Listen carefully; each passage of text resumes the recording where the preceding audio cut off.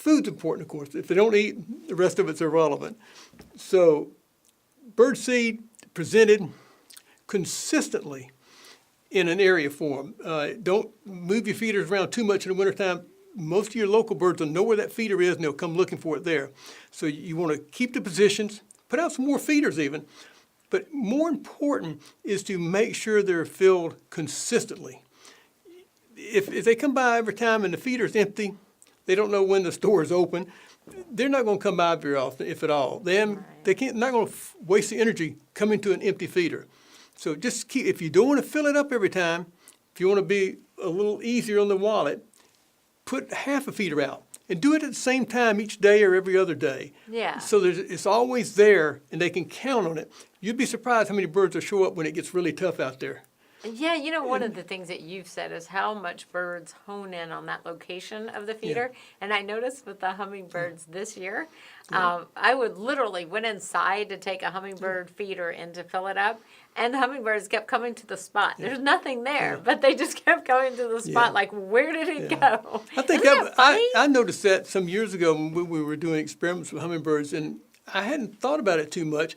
But somebody had told me once or twice, I'd heard a few people say something, well, the bird came back right to where I used to have the feeder at. Exactly. So I decided I'd move it a little bit. I'd move a feeder 2 or 3 feet down the porch.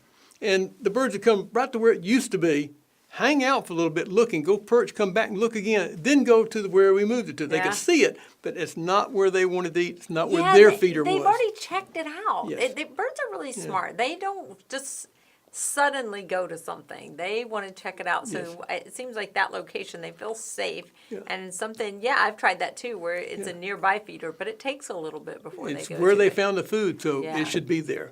And that holds true with the seed feeders also. So once they get used to it, and if the feeder's there and there's no food in it, that doesn't help one bit. So make sure there's food in it on a very consistent basis. And keep it in the location. Don't move it around too much. Now, did you want to recommend, I know you brought in some food for another person, did you want to recommend anything for feeding them during the winter? What to keep in mind in the wintertime is good quality seed, of course. And it's also very important if you have like sunflower meats mixed in. Something that's a higher energy content, more condensed energy, instead of little shells and all and a little bit of stuff. You get the sun meats, it's a nice bite, and it's oily. It's got a lot of energy for them. Also, suet products, the cold suet products in the cake form. Also, suet kibbles. We have a pelletized type of suet that's really small. You can put that in a bowl-type feeder, but if you don't have a suet feeder and hang one of the cakes in it, you can just put this out. You can mix it with your birdseed even.